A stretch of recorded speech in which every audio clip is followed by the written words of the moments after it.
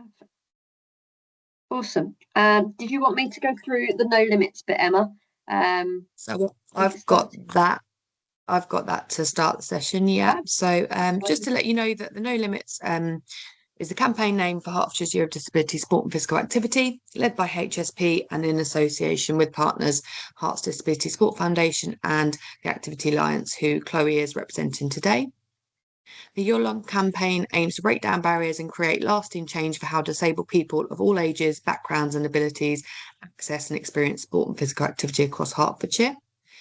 Sort of the context of today's session, as part of the No Limits campaign, we are running a Disability Inclusion Learning Series, which is a 6-part development programme designed to support sport and physical activity organisations to become more inclusive, accessible and confident in engaging disabled people and those with long-term health conditions.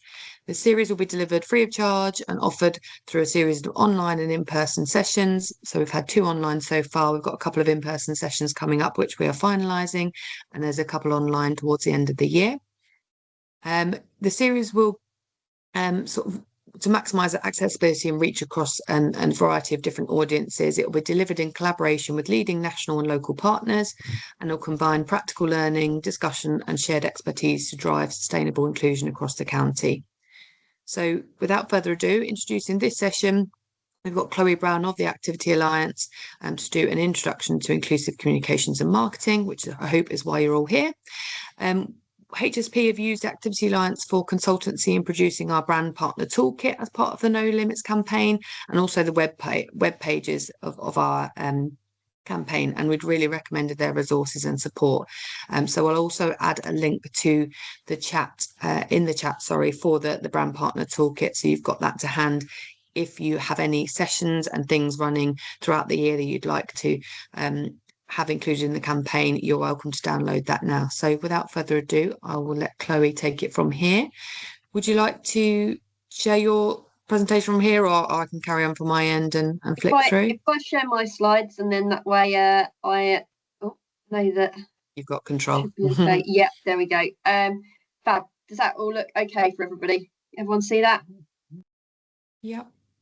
Fab. Okay. Brilliant. So hopefully you guys are all here, so for the right reason. I apologise now. The slight delay was due to me not being able to log in, but we're all here, we're all sorted now, and hopefully from this point should go a bit more smoothly. So what today we're going to have a little look at is sort of a real introduction into inclusive communication, and how you can engage with disabled people to really showcase what you're offering, and hopefully broaden what you're offering as well. Very brief little intro. So at Activity Alliance, we are a national charity trying to support more disabled people to be active.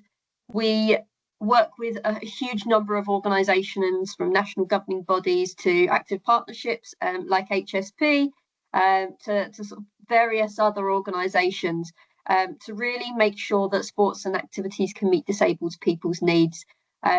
We try and do this through influencing policy change, campaigning, all the decision making, rather than necessarily offering activities ourselves. It's more about influencing others to be able to provide a more accessible and inclusive environment for people to be active. My role is a strategic partnership advisor, so I cover the east and the southeast. Obviously Hertfordshire fits nicely in that. And so sort of hopefully you may see me across sort of a few things this year, and with various meetings, presentations, things like that.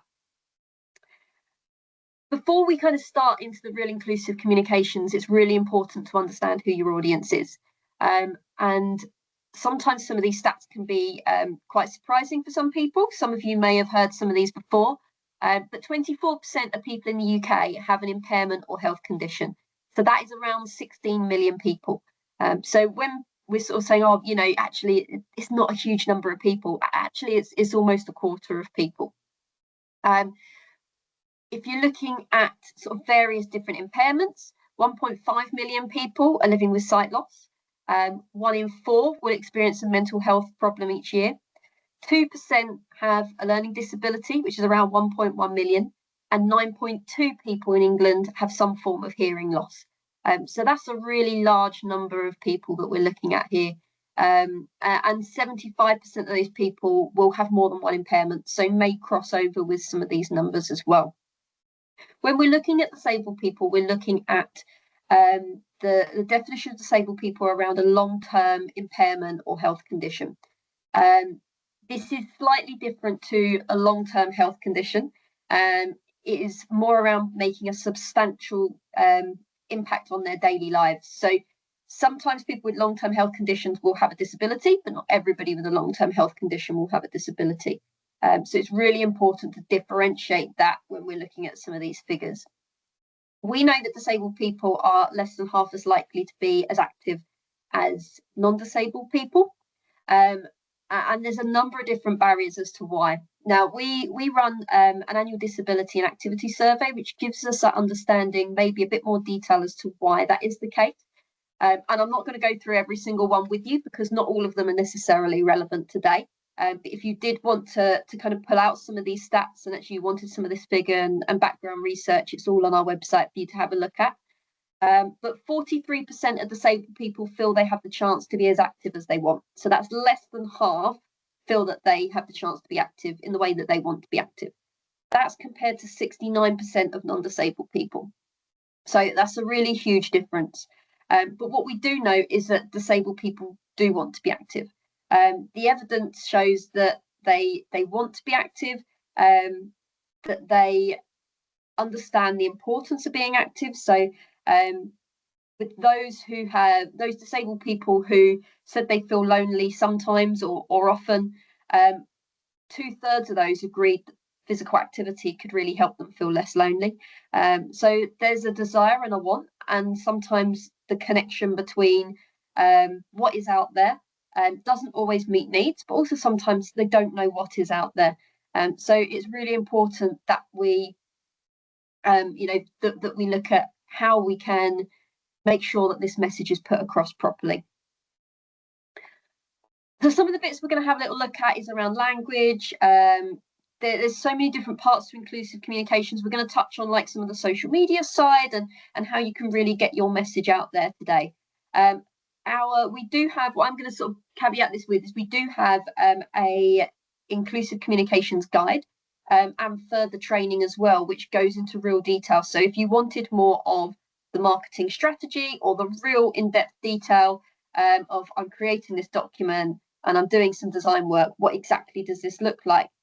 You will have all that information there for you to be able to go away and have a look at and pull off. So that is completely free for you guys to be able to access. First thing I want to have a little look at is around language. So we're going to do a little activity in a moment. But before we do that, I just want to go through with you the models of disability. So there's two different models, the medical model and the social model. The medical model is basically saying the problem is the disabled person, that their disability is the reason why they can't do things. The social model is more saying, actually, no, the world, the environment, how things are designed and created, that's the problem. And that's why people can't necessarily take part or access things as well. It's not the fault of the individual, it's the fault of the wider society. So some of the examples of the medical model is that somebody might be confined to a wheelchair, they might need special education, they are housebound, they can't see or hear. So it's really focused on that individual and what they can't do. The social side is more about that environment. So actually, they can't access that activity or that building because of the badly designed building, not because of the individual. They can't access something because transport or parking is inaccessible, because there's discrimination because of people's views and opinions, or that actually there's no alternative communication methods, that they may turn up to something and they don't understand it, or that the information given in the first place hasn't been provided in a format that they may understand and be able to associate with. So that's it. We'll have a little look at language. So there should be, I believe, on Teams the option to give a thumbs up and thumbs down. So we're going to make this slightly interactive. So can you just see if you can have a little find of that? Oh, hang on, let me mute that bit. For you guys to be able to see. So hopefully, you should be able to find it. If I can give you all just to give me a thumbs up so that I can see that people have got it.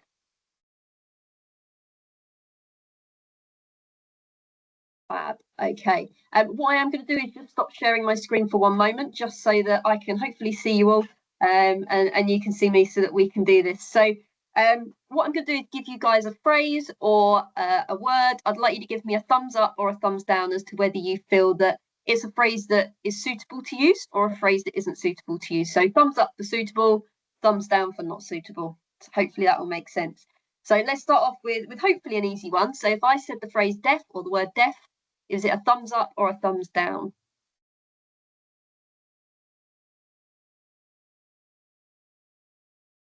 Sorry, Chloe, what was that word? Death? Deaf. Yeah, DEAF. Yeah. I know sometimes it can sound a little bit different, so I'll make sure it's spelled out. Fab. I can see a few people have found it. If you're still looking for it, guys, if you click where it says react at the top of your screen, you should be able to find the thumbs up there. I don't think that's just having a look. We haven't got a thumbs down, so I'll say we've got a thumbs up or a surprised face. We use a surprised face for no. Fab. Okay. So yeah, deaf is absolutely fine to use. Next word, midget. Is that a thumbs up or a shocked face? Yeah, fab. I think everybody's got it. It's not a phrase that we would be using. And so everybody seems quite comfortable with that. Handicapped.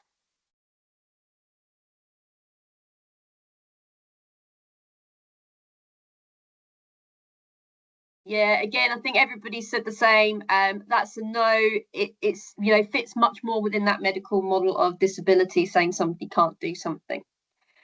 Disabled person.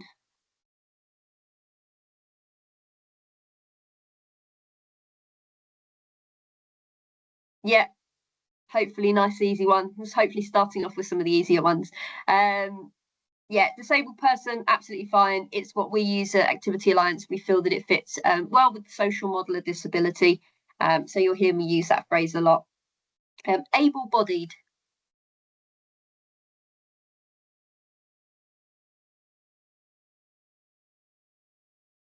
Got a little bit more of a mix now. Fab. Okay, so we wouldn't normally use able-bodied. Able-bodied would refer, actually, the other person maybe wouldn't be able to use their body, and that's not always the case. They may use it in a different way.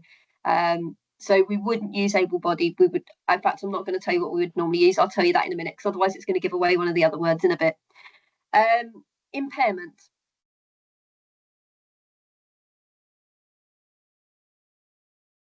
Yeah, that seems to be a resounding, almost resounding yes. Yeah, impairment's absolutely fine. That's no problem to use. And again, it's something that you'll probably hear me use throughout this. Partially sighted.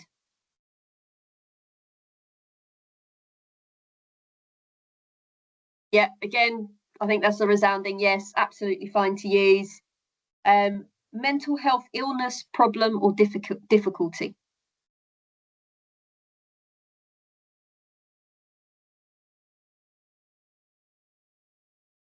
A few that aren't quite so confident with this one.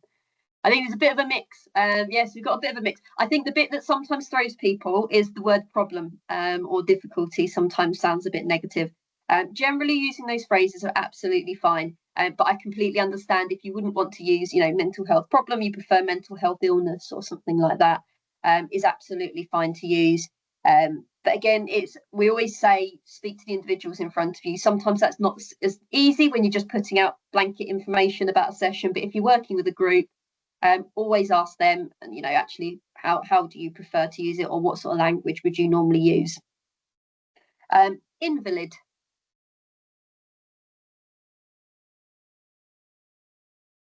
Yeah, I think that's a blanket no. I think everybody's put the same for that one. Person with a disability. So we've already had disabled person. How about person with a disability?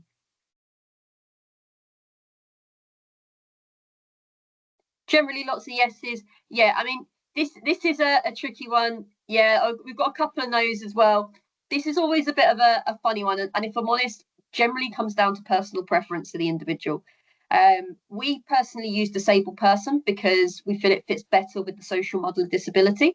but some people prefer person with a disability because they feel that it distances the person and the disability and separates them rather than having them defined by their disability. I completely understand both sides of it, and I don't think that there is a clear yes or no on this one. Again, I would use either, but if somebody turned around and said to you, actually, I prefer this phrase, maybe just make sure that you're referring to them using that phrase rather than a different one. Mute.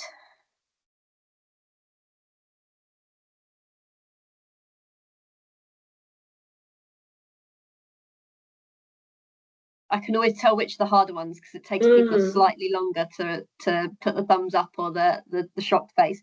Yeah, mute is a no, because those people that are non-verbal and don't speak typically will still make noises.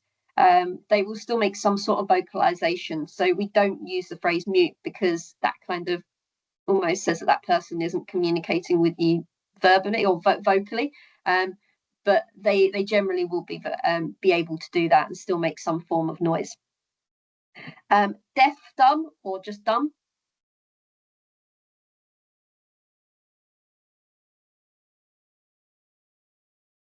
Yeah, we got a lot quicker answers that one. That one must have been a bit easier. You're right. That's the no. I think a lot of that is cultural. That we've started to associate the word dumb with kind of intellect and that side of things. So and sometimes be used as an insult. So I think it's kind of now become more of a cultural thing that we don't typically use that. Physical disability.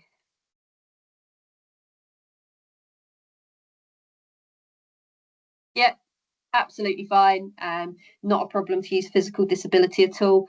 Or if you wanted to, use maybe it might be more specific, so you might use amputee or something like that is absolutely fine. Wheelchair user.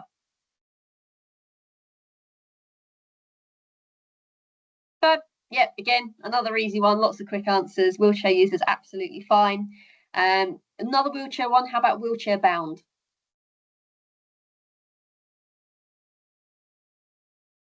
Yeah, so we wouldn't typically use wheelchair bound. We know that people in wheelchairs can get out of their wheelchairs. They're not always stuck in their wheelchairs, and actually some activities can mean that they can do activities outside their wheelchairs. And some people use a wheelchair and can still get up and weight bear and be able to move themselves to another area. So we don't use the phrase wheelchair bound. Suffers from.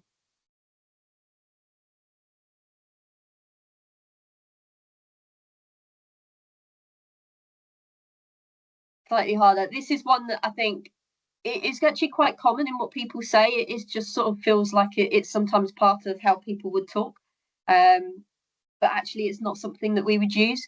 Some disabled people don't even class themselves as disabled. They wouldn't even sort of see it as a negative.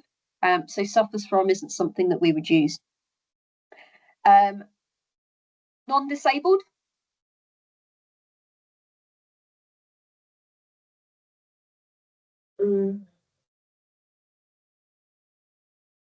Got a bit of a mix of this one. Non-disabled is absolutely fine. So earlier on we spoke about able-bodied and said we wouldn't use able-bodied. Non-disabled is absolutely fine. So you'd say a disabled person and a non-disabled person.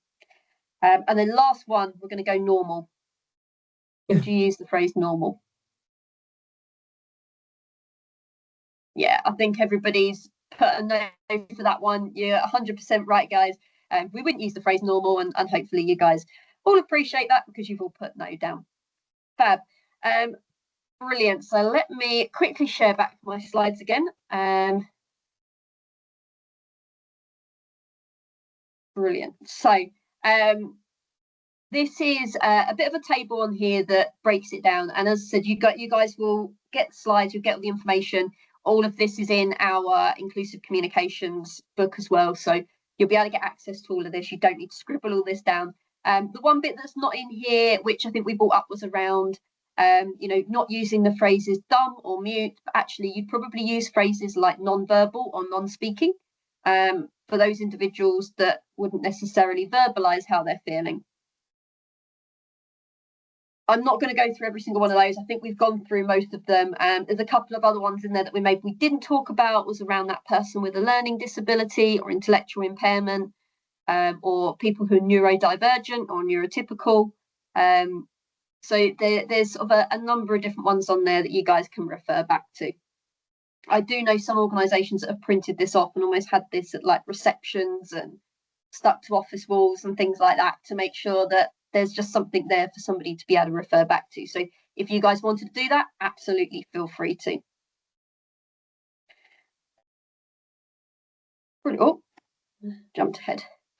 The other part around language is how we phrase things. So the average reading age in the UK is only 9 years old. So it's not really complex. Yet we quite often try to write in really complex language and make ourselves sound maybe smarter or more professional, but sometimes in doing that, we alienate some people. And it means they can't necessarily refer back to what we're saying or relate to what we're putting. So on the right, you see there's a couple of examples, and you see the one at the top is maybe not so user-friendly. It uses longer words, it uses more complicated words, whereas the one at the bottom is maybe one that is a bit simpler for people to be able to read and understand and use.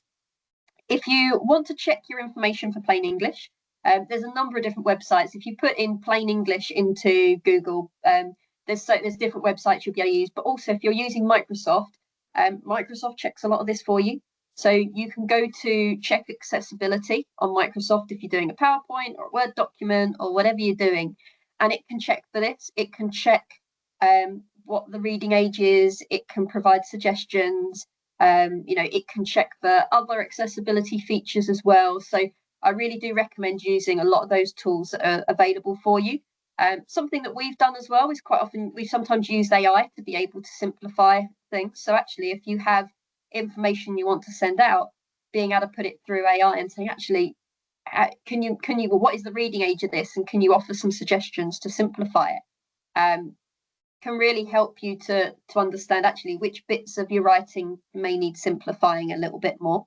But some bits on the left here to give you some advice. So keep your sentences short. If you're going into really complicated long sentences, the chances are you're rambling and there's too much information in there, or it's too wordy or too complicated. Try to use more active verbs, using you and we rather than writing out full organizational details or whatever it is. Make it really simple and relatable to people. Use words that are appropriate for the reader. So think about who you're sending this information to. If you're sending it to professionals, you may word something differently to if you're sending it out to the general public. Don't be afraid to give instructions to make things really clear and break things down. Avoid normalizations, and use lists. Lists are absolutely fine, and lists are fantastic because it breaks things down into really clear, simple points rather than a huge chunk of text. So where possible, try and keep things simple. There is a plain English campaign as well, which again, you can very easily type it into the internet, plain English campaign. And there's a whole website and loads of information around that to have a little look at. But if you can get your text and your information out in plain English and you can use appropriate language, I think you're a really big part of the way there. You have your content there to be able to share with everybody. Then we're kind of looking at maybe how you're putting that information out. So a lot of you will probably use social media within your organizations, or having to create posts or share things. There's a number of different things to consider. So use accessibility features. Most social media has accessibility features built into it. You might have to click 3 little dots or the extra settings or whatever it is, but most of them will have all these accessibility features built in. We'll cover alt text in a moment around image descriptions, but that's really important to include. If you've got videos, make sure there's subtitles on it. Now, if you're using something like YouTube, it's fantastic. It can generate subtitles for you. All I will say is double check those subtitles, because sometimes it doesn't always pull out what you want it to say. And there have been instances in the past where people have put in subtitles and it's brought out things that maybe they did how they didn't want it phrased, or how they didn't want it shared. So yeah, make sure that those subtitles are there. If you are going to the deaf community, it may be worthwhile understanding that deaf community first. So who is it you're going to? the deaf community, there's kind of almost two different, not two different sides, but it's kind of two different thoughts. So one is very much that deafness isn't a disability. They don't see themselves as having a disability. They see the deaf community as being their community. They speak in primarily British Sign Language, and English is almost their second language. So they would perhaps maybe struggle more with complex subtitles, and BSL would be really useful. Now, I appreciate that BSL is not always an option. It can be quite costly. It's very great if you're going to be really targeting that community. If you're not targeting that community, subtitles may be a really good and cheaper alternative. And they're kind of almost the second part of that deaf community are those that maybe acquired their deafness later in life, and they were able to understand English still first and perhaps use a hearing aid and things like that, and aren't quite as fluent in British Sign Language. When on social media, hashtags are quite popular and quite often used, but use what we call camel case. So that is, each word has a capital letter. Again, I'm sure you've all seen hashtags before where you sat there and looked at it and thought, I have no idea what is trying to be said in this hashtag, or you've looked at it and you've read something completely different to what it was actually intended. And the last bit is around emojis. So emojis can be great for kind of putting some bits across, but if you're looking at it through a screen reader, it's very, very different. It reads out every single emoji, and if you've got too many emojis, it can just become too much. I'm going to try and give this a go. Emma, I can see you on my screen. Can you give me a thumbs up as to whether you guys can hear this or not? If you can't, then it's fine. We're going to send this out. You guys can have a listen to it afterwards. But it just gives you an idea as to what would happen if a screen reader read out this sentence.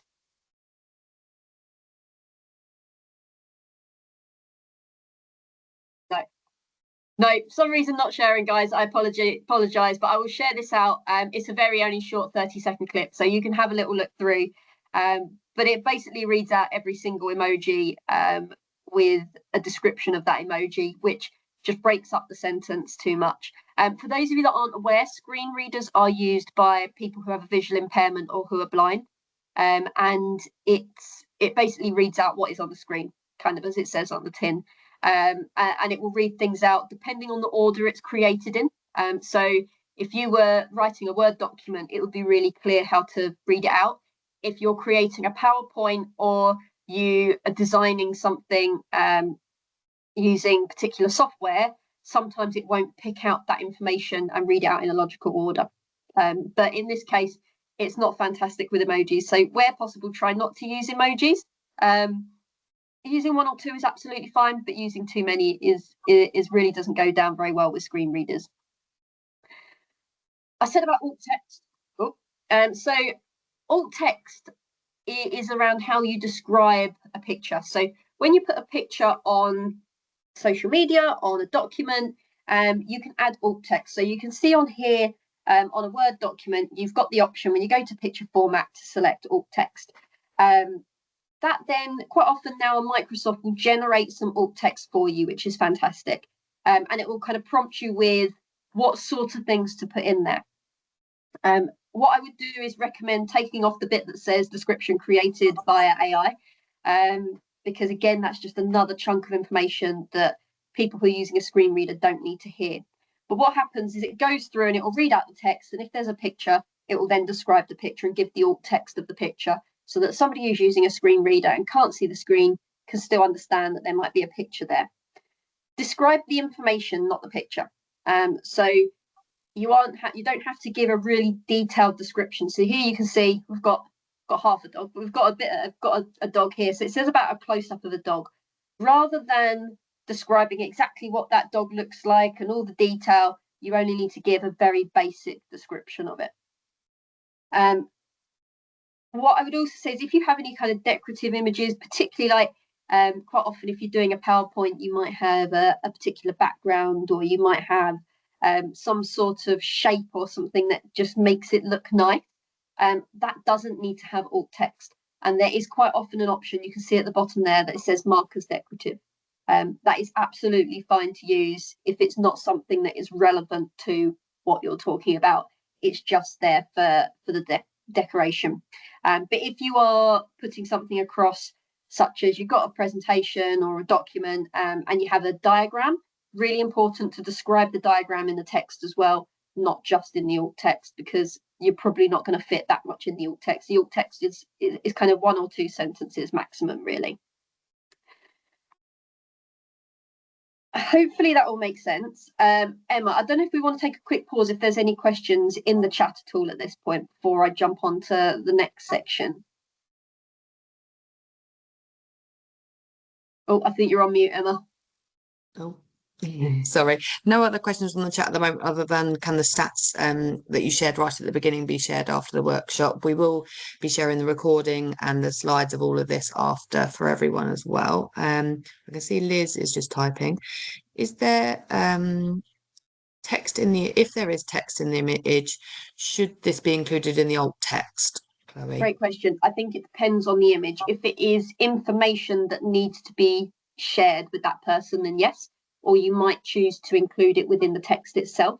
If it is just decorative text on it, then I don't think you necessarily need to make that specific. So I suppose it's whether it's needed or not. Is that text information that is going to add value to that individual, or is it more just decorative text because it's their type thing, you know, like a logo or something like that. So hopefully that makes sense. With that as well, that's a really good point. Quite often, if you've got text in images, so many people will create a flyer with text in that image, and then put it out on social media, but a screen reader can't read that image. So having that text that you have in the image in that situation would be really useful to then have in the post of that social media post, because then it will read out that information and that text, and the image is also then almost becomes that decorative piece rather than holding information that is really useful. I know when I've worked in previous roles, we weren't even allowed to create flyers with text on them because it wasn't accessible, and we used pictures to be able to create a bit of a, you know, capture somebody's attention as they're scrolling through their feed, and then the text would be in the message. So yeah, I think the text really is just, is it relevant? Is it important for them to know? If it's just decorative text, you don't really need to worry about it. Fab. With the stats question as well, just to let you guys know, as I did say, all of our stats are on our website as well, so you can access all of those. And I know on the No Limits website as well, there is further information around kind of figures, stats, things like that as well, that might be really useful if you wanted to jump on there too. So yeah, there's a few places that you can have a look at for those stats, and we can definitely make sure you're signposted to the right places. Fab. Okay, formats and fonts. So there's different formats that you can, I suppose, provide that information in. Accessible PDFs. So there's some people that sort of say, oh, PDFs aren't accessible, but many can be. It does depend on how it's created. So, and a lot of it relates back to that screen reader. So if you, for example, had a Word document that you then created into a PDF, that is generally accessible. A screen reader will be able to read through that. Where it struggles with a PDF is where you have like a circle here and something here and a box over here and some text here and text here, and it kind of jumps around. It needs to really be kind of quite clear for it to be an accessible PDF. Otherwise, the screen reader doesn't know what it's picking up where. Accessible Word documents. If in doubt, you can always provide the content and the detail as an accessible Word document. And that's quite often called a plain text document as well, where it's literally just text on there and kind of made really clear, so it describes to the individual kind of what you're putting out there. Audio descriptions, kind of as it says on the tin, really. You know, done verbally, done through sometimes a video file, but without the actual video, and sometimes just through an audio file. Captioning and BSL, so British Sign Language interpretation on videos. We've already kind of touched on that. Easy Read. So Easy Read is a format used often for those with learning disabilities, MenCap have some fantastic information on their website around Easy Read. And it is quite often a little picture, normally like you consider like your clip art type pictures, and then a sentence or two to kind of describe that, using really simplified language. And again, kind of coming back to that plain English, using really simple plain English to be able to connect the dots up. Text phone or text messaging, again, fantastic for somebody who maybe needs they maybe can't hear, and so they need that written down. Plain text versions of emails, flyers, newsletters, we've already kind of touched on when we said about accessible Word documents, but even with emails and things like that, being able to have a plain text version where you don't have all of the images and things like that on there on a newsletter is really helpful. Transcripts. So if you're doing anything online now, whether it's on Teams, on Zoom, or wherever it is, 9 times out of 10, the features are there for you to be able to download a transcript of what's being said. So somebody maybe can't listen into the conversation, but can read through the conversation. And then Braille as well. I'm sure many of you know what Braille is, with the little dots, and sort of where somebody who's blind can fill that and be able to read. Braille is fantastic, and there is still a small number of people who use it, but it is becoming less and less common as technology's kind of taking off and providing other options. For some people, it is still how they communicate, but it's not necessarily as widely used as many people think. So if there's a different formats you can maybe share your information in, we now need to think about how we display some of the font in those formats, because a lot of those are very text heavy type formats, either for a screen reader to read out, or for either for a screen reader to read out, or for you to have as a text thing for somebody to read. But having a little look on here, you can see kind of 6 different types of fonts, and you can probably quite easily see which ones you can read and which ones you can't. You know, I'm sure you've maybe been traveling, whether you're driving or as a passenger behind, you know, some sort of company van as well, when you're sitting there reading in front of it and you can't figure out what's on the van because the text isn't clear enough to read. The ones on the right are much simpler for people to be able to read and understand than the ones on the left. We use sans serif fonts, so Arial, Calibri, Century Gothic, Trebuchet, I can't even say all of these, Verdana, yeah. my brain is gone today, can't get my words out. But sans serif fonts are basically fonts that don't have the little flicks. So if you look at the ones on the right, there's no, the text is very clear. There's no little flicks at the end of is or this or any of the letters. If you looked at something like Times New Roman, which is obviously a really common font that some people use, it has like the little, if you took an eye, you would have the little lines at the top and the bottom of the eye. And that could be sometimes really difficult for people to be able to read clearly. We say use size 12 font as a minimum. If you're using Easy Read, size 14 font. Now, if you are doing this as a presentation, it's slightly different. Typically, it would be size 20 font if you're doing this as a presentation. But again, it depends on where you're presenting to now. Because if you're presenting online, a lot of people have the technology to be able to zoom into them, or for screen readers to read out what's on the screen, rather than you having to worry about every tiny detail. If you're standing up in front of a group, really important to make sure that they can read the text. I so often go in and they show you a diagram and they'll put a really wonderful diagram up on the screen. But even if you're sitting at the front, it's really hard sometimes to read what is in that diagram and read the text in that diagram. So it kind of throws the diagram out the window and the purpose of having it on there. So make sure that it's at the right size font. The use of bold or size should be used for emphasis rather than underlining, because again, that underlining can just sometimes blur the letters for some people. It can also imply sometimes it's a hyperlink. So if you have somebody that is reading through a document and something's underlined, they may think it's a hyperlink and try clicking through, and can sometimes cause a bit of confusion. The use of colour as well is really important. Again, there's a number of different colour contrast checkers out there. Microsoft, again, does have some accessibility features built in around this if you're looking at some accessibility checks. But again, just have a little look at the bits on the left. Which ones are those easy to read and which ones aren't? And if you're putting text over the top of an image, how have you made it really easy to read? It might be that actually that text needs to go on a background, or there's no text on top of the picture.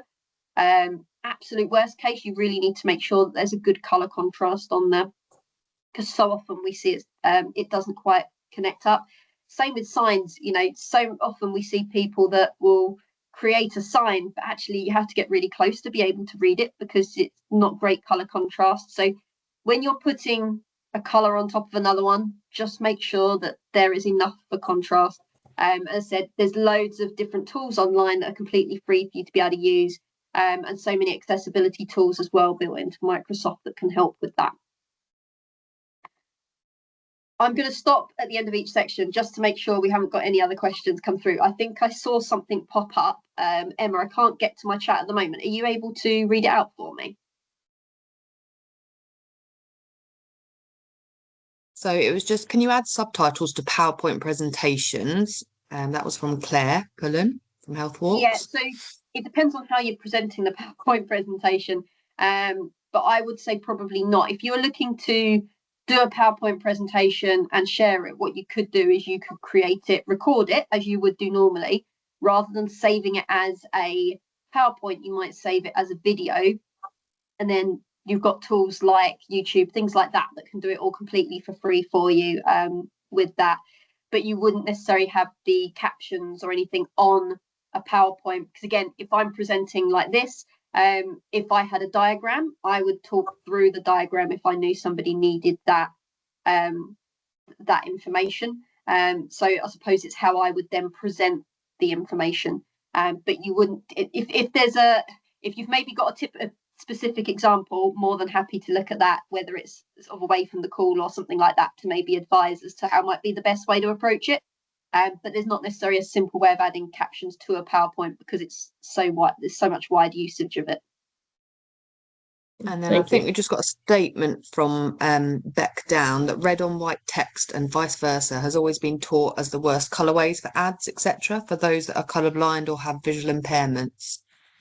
Yeah, and colour blindness, fantastic point. Colour blindness is another fantastic point that there's, again, a lot of tools online around checking for colour blindness and that colour contrast for them as well, as to whether it's clear.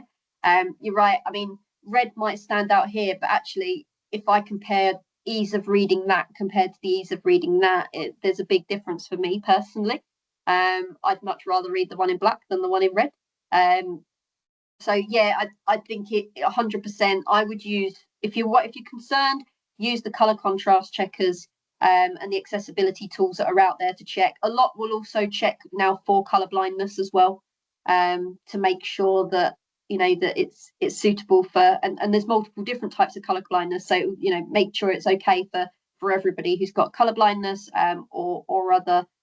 Maybe visual impairment or however it is that they may sort of read and process that information. Fab. Claire, I'm happy to pick up with you afterwards if you want to around your specific example, if you've got one around a particular document or something like that we can maybe look at. Because I know you were going to mention something, unless you want to bring it out now. That's okay. I'll speak to you offline. Thank you. Fab. No problem. Brilliant. Okay, so hopefully by this point we've got your content, you've got some content, you've got a way that you're going to share it, you know how you're going to share it, you've looked at how are you going to make that accessible. Now, how do we actually engage that audience? Because that's another really big part is, okay, I could have the best session in the world and the most accessible marketing in the world, but if I'm not getting it out to the right people, I'm not going to really see much of an impact. So we have our 10 principles. And these 10 principles look at how you can engage with disabled people to really try and get them more active and on board with some of the activities you're doing. So I won't go through all of them because some of them aren't necessarily completely relevant to this. Some of them are more relevant to when they're in the sessions. but so I suppose the first few are, so looking at my channels. So what channels do they already trust? Now, sometimes we want to say, oh, disabled people, where are they? You know, what are they all looking at? But not all disabled people are the same. And, you know, sometimes you have disabled children and disabled teenagers and disabled older people and disabled adults and, you know, disabled women, disabled men. All of them may look at things in a different way. Using social media is a great way of being able to get information out there. Being able to use things like Facebook ads or things like that to be able to target the audience that you want to is really useful. It might be as well using other methods. So if you're targeting children, actually, you could go out through the schools. You could try and target family groups. But remembering as well, not everybody's online. That actually some people may prefer something sort of paper-based, or it might be actually talking to people and going out and meeting people. Quite often, in so many localities, there's different community groups that you might not even know of. You know, there's quite often, you know, we've spoken about the deaf community, for example, quite often have their own deaf community groups because they don't see themselves as having a disability as such. They see it as their community. You know, there's quite often associations of the blind or the deaf or so many different areas. You have your local MenCap groups. There's some organisations such as called Fab Clubs, which is PHAB, who target more younger people to be able to be active and kind of a disability safe space. There's so many different community groups out there that I'd recommend you just going and spending a bit of time having a search around as to who's in your area, because you can use social media, you could use your local radio stations or, you know, flyer drops or whatever it is, but actually going and talking to those peoples and finding the communities and the channels that they already trust and being able to go through those channels will be so much more beneficial than them just seeing a post on social media. My locality, stay local to me. Again, try and keep it local. Try and keep it simple and what is relevant to that individual. Me, not my impairment. Now, this is sometimes a very difficult one to put across. You might want to run an activity that is suitable for individuals with a particular impairment, but at the same time, it's really important to see that that individual is an individual and not targeting their impairment as such. We find that one big thing that we hear is that disabled people want to be active alongside non-disabled people. Sometimes just making things more accessible is a better way than just targeting that impairment. But I also understand that sometimes you might want to just target that impairment, or they might want a specific session and activity that is suitable for them. My values. So talk to me as many of my values as possible. What is it that they want to get out of it? Is it that actually they want to be more socialized? Is they want to go and meet new people or make new friends? Is it that they want to get fit and healthy? You know, what is it that they want, and how can your communication and your marketing get that message across? Are you focusing purely on you're going to get really fit and healthy and, you know, you're going to be stronger and all of these things? Or actually, are you talking to them in a way that is relevant for them? Actually, you might make new friends, you might get stronger, which might mean that, you know, you're going to be able to feel less pain in the morning when you're getting out of bed. I know I do every morning when I have to get out of bed now, getting to that point where, you know, you roll over and think, oh, I'm aching. Actually, can you do something that reduces, you know, pain or you know, might allow them to develop new skills? All those things that they might want to actually achieve that's relevant to them. My life story. Now we're looking at this, the whole life story. So it's great that you might engage them when they're a child and they might be active when they're a child, but what about when they then step into that next stage of their life? What about when they're a teenager and they want more independence and they don't want their parents there? What about when they become an adult? What about when they start to, you know, when they retire and looking for new ways of being active? Are there different options available for them?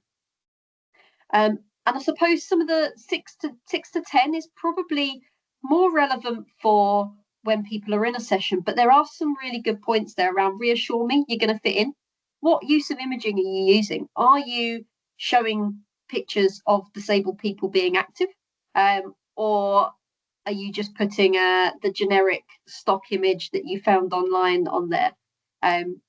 You know, are you listening to people? Listen to me is so important. And we've said about, like, you know, this is about giving information to people, but it's so important to hear what they have to say and take on board that feedback. So often activities can be much more successful if you listen to people and you ask for that feedback in the first place, rather than just saying, we want to put this session on, here's some social media posts, this is what we're going to do. So can you make sure you've listened to people in the first place? And you know, that show me, encourage me through other people. Are those role models there? Can you shout about some of those role models? So I've kind of touched on this slightly, but you know, whereabouts are you working with disabled people at the moment? Because it's fantastic. It's fantastic to be able to put out this really inclusive communication, but are you at the informing stage where actually you're only giving information to people? You're saying, right, here you go, here's some information, there's a session here, come along to it. Or actually, could you be further up this ladder with engaging with people where you're working with them more collaboratively? You're getting them to have a say into actually how this session's run, how things are created, how it's promoted, how you're getting information out there, how you're recruiting new people, you know, and really listening and involving them in the decision-making process. I know when it comes to marketing and communications, we really want to focus on that information and probably that informing side. But actually, if we can get to the collaborating side, the inclusive communications and sharing that information will be a lot more powerful, because it will be a lot more relevant for those disabled people, because they're the ones saying it, they're the ones talking about it, and they're those role models saying, look, come along, I'm here, why don't you come and join me? But hopefully that all makes sense in terms of that marketing. I know that's potentially we've kind of covered quite a bit. I don't know if there's any other questions in the chat, Emma. I don't think I saw anything come through. No, bad. No, nothing else come through. Awesome. Okay, so in terms of like some of those next steps of, you know, we've mentioned some of the different resources and things like that. We have a number of engagement resources. So if you're looking at how you can engage with disabled people, how you might do some of that collaboration work, or just initially be able to support and understand disabled people more, we have a number of different engagement resources on our website. So if you go to activityalliance.org.uk, there's a number of different engagement resources on there. We also have our Learning Hub, and there are 2 workshops on there around inclusive communications. One is kind of more of a basic information type workshop. The other is more strategic, and focuses more on if you are running a bigger marketing plan and things like that. So there's 2 options on there for you to be able to access, alongside other workshops as well on there if they're things that you feel is relevant. But those 2 are on there if you wanted further information and wanted to go back over some of these bits we've spoken about. And then I've referred back to our inclusive communications resource as well that we have. So there's so many different areas. So you can see on there, there's 4, one around social media, one around language, one around design, one around kind of a general checklist. So whatever you are creating, designing, however you're planning on communicating information out, hopefully there is something there, or there should be something there for you guys to be able to go, actually, right, yeah, what information is it that I need, and how can I do this? So all of that, again, is on our website for you guys to be able to access.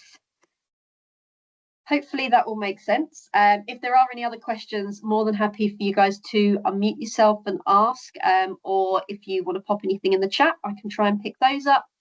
Yeah, otherwise that's all me done.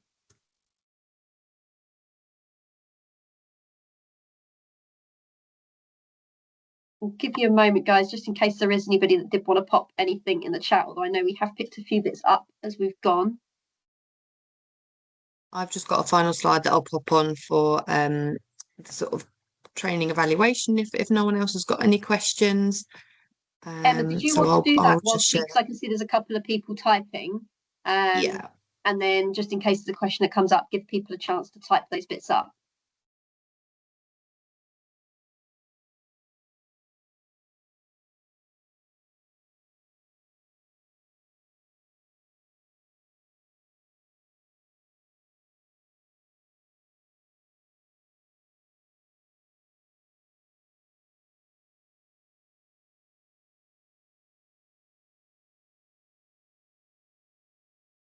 Let me know if you can see that final Yeah, all good. screen there. Yeah. So yeah, just to say that we'd like to capture feedback from all the courses and training that we run during No Limits. So it's part of our wider evaluation framework. So I'd be really grateful if you would just complete the short survey that we've just got on the screen there via a QR code, selecting the name of this course from the drop-down list, and it should just take a maximum of 2 minutes to complete. I will also circulate the actual link to the survey in the post-event email with the slides and the recording session. So if you don't get a chance to do that now, please do that. That'd be really helpful for us. For some reason, we've had a lot of people that weren't able to get actually logged into this session. So thank you so much to those of you who have been able to get in. I changed a setting on in the background whilst people were trying to get in, and it supposedly took a verification level out, but I don't know what's gone on there, so I'll investigate that my end if there's been heightened security from University of Hertfordshire or something that's not letting people on. So apologies if you did have issues or it was a little bit trickier to get on the call today, but we'll certainly circulate the slides and the recording so everyone benefits from the content.